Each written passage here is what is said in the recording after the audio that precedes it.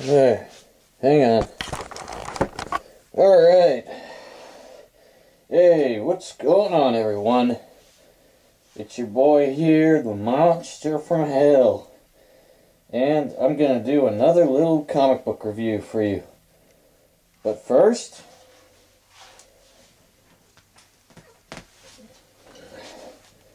I'm having me some dinner.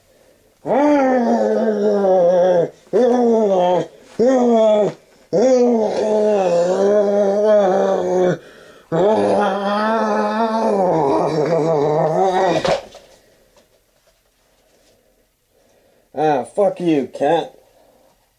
I'll eat you later. Don't worry, I just really wounded her. She's probably gonna go off and bleed to death in the corner.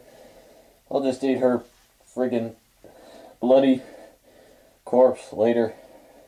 I fucking hate cats. They taste good, though. Yeah, but anyway, let's get on with the review and video.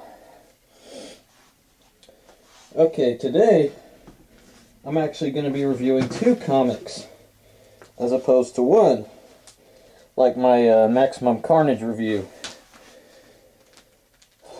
And it's pretty hot in the house, so I just took my shirt off, and if I shock anybody with my fucking hairy arms and my hairy chest, I apologize. Okay. So, what I'm gonna be talking about today are 2 comics. The Spawn Batman comics that came out in the early 90s. Now, in the early 90s, crossovers were real popular. I mean, one of the boldest things you could do in a comic book is a crossover.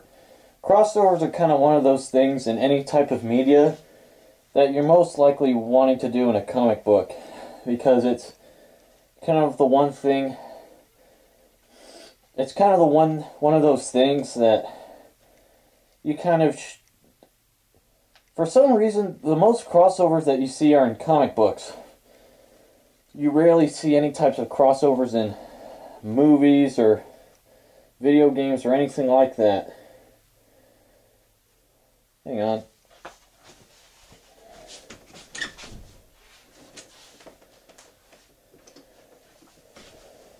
Right. Back to what I was saying. So when 2 comic book characters cross over, or when 2 movie characters cross over, some crossovers are really good, like Aliens vs. Predator, or, Marvel vs. Capcom.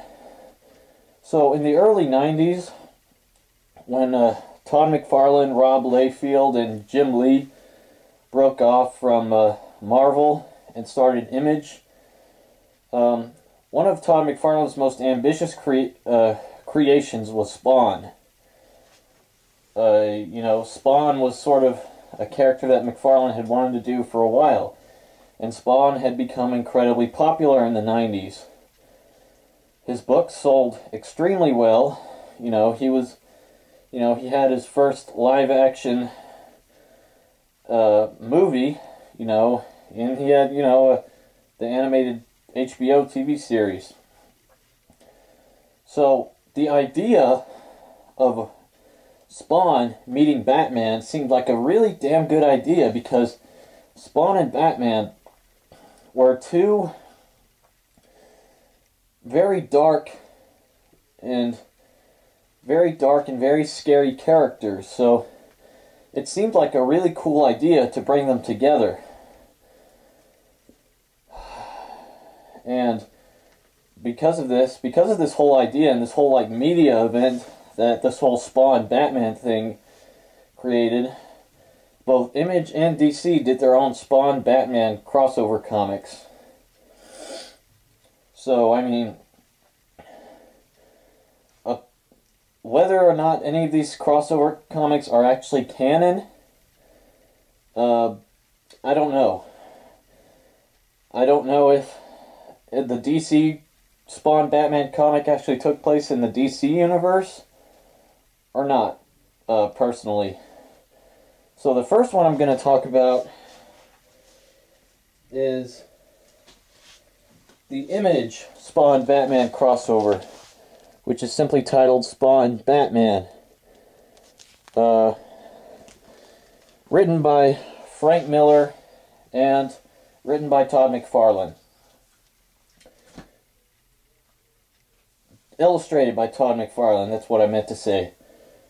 You would think that a Spawn Batman crossover, you know, with two superstar comic book enthusiasts or, you know, personalities, Frank Miller, who's an amazing artist, writer. Well, he's a great artist as well, but he's mainly a great writer. Todd McFarlane is a fantastic artist. So, I mean, the two of these guys collaborating and doing a comic, it should have been like bread and butter. But, let me tell you something. This comic sucks. It just sucks. It's terrible. It's one of the worst written comics I've ever read in my life. And you can definitely, and this comic is a perfect example of literally not to judge a book by its cover. There are many problems with the book, but the one glaring problem that really brings it down is the way that Batman is written. Not only the way he's written, but the way that he is drawn. It seems like Miller and McFarlane were sort of in it for the whole idea that Batman was going to be this unintelligent, sociopathic, bully-type character who didn't give a shit about detective work, and all he wanted to do was go around and beat the shit out of criminals, and he loved doing it.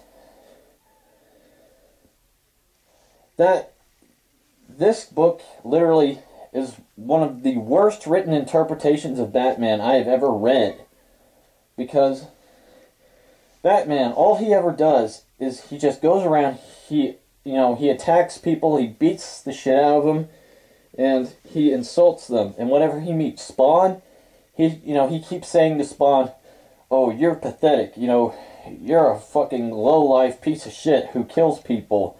Oh, I beat the crap out of cats that were better than you." He just throws all these immature insults and rants at Spawn. And Spawn's just sitting here thinking, my God, this dude is really an asshole. So eventually, they team up to stop this corporate businesswoman who actually tries to blow up the whole world. Or not the whole world, but New York City with an atomic bomb. And at the end of the comic, Batman doesn't even realize how well he and Spawn worked as a team. So Batman's just like, oh well, yeah, we may have saved the city, but I still hate you. You're still a piece of shit. You're still a lowlife. And if I see you again, I'm gonna fucking kick your ass. Batman is just the most immature character in the whole book. I don't know why they wrote him like that, but Frank Miller, dude, what were you thinking when you wrote Batman in this thing? And in the very last issues, part of the book, Spawn is basically saying to Batman, look, we saved the city, we did good work, why don't you just bury your ego? Why don't you just get over yourself? Because that's one thing that Batman has in this book. He has a really big ego. Let me get to this last page here.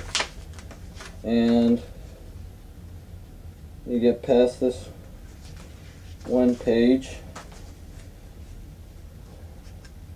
So Batman basically says to Spawn, "Hon, you suck. I'm not even gonna bother with you." And then he just retorts by throwing a batarang into Spawn's face. Like this.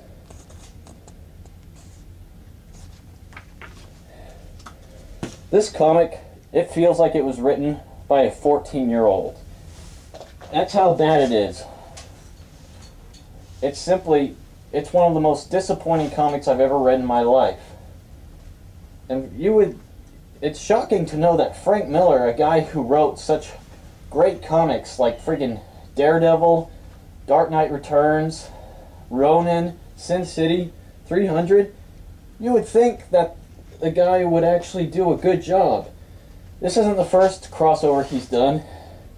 I mean, he did a RoboCop versus Terminator comic like, I think a year or two earlier.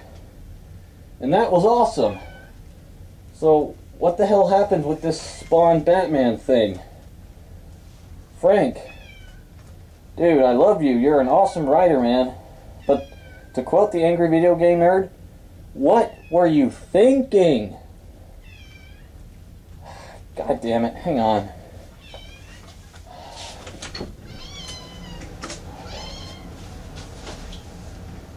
Go. Go!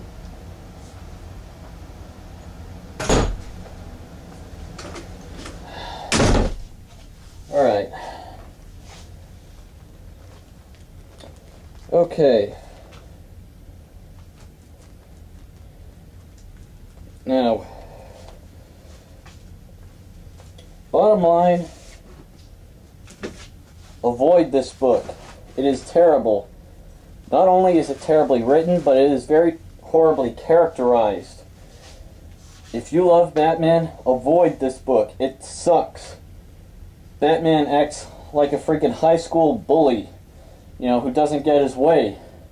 He goes through the entire book acting like, you know, acting like a 6-year-old who got his toy stolen by some really nerdy kid whose parents friggin' stole it from him. It sucks. Avoid it. However, the other Spawn Batman book here, this one was written by Doug Moennig, Chuck Dixon, and Alan Grant. This one is titled War Devil, and this is the DC published Spawn Batman comic. This comic is actually pretty good. It's not, you know, it's not great. It's not a masterpiece, but it is compared to this one. Fuck this book. This book is horrible. How could Todd McFarlane and Frank Miller, two big comic book icons, fuck up one piece of fiction so badly? This goes to say that big name writers and artists do not a good comic make. This is a perfect example of this. Avoid this book at all times. Ah, fucking piece of shit. Fucking goddamn waste of fucking paper.